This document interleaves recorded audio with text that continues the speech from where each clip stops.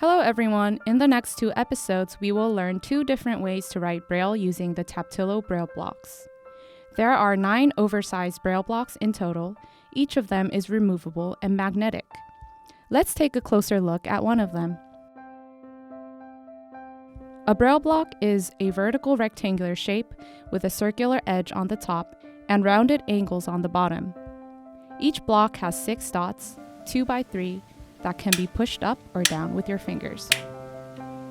It's important to tell the front and the back of the block when using it with Taptilo.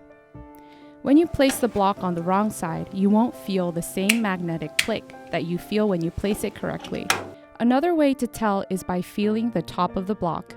The front is flat, while the back is sticking out. I will explain the first way to write Braille using the blocks.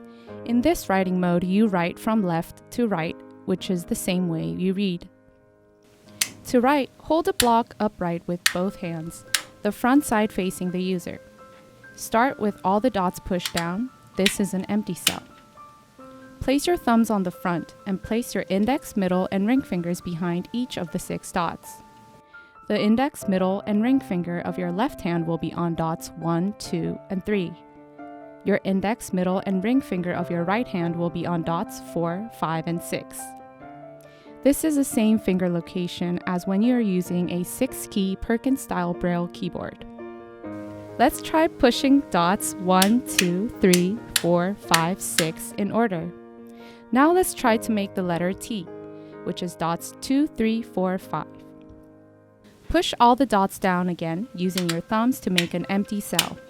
On your left hand, push dot 2, 3, 4, 5. Now you have the letter T. You can use your thumb to scan the pattern.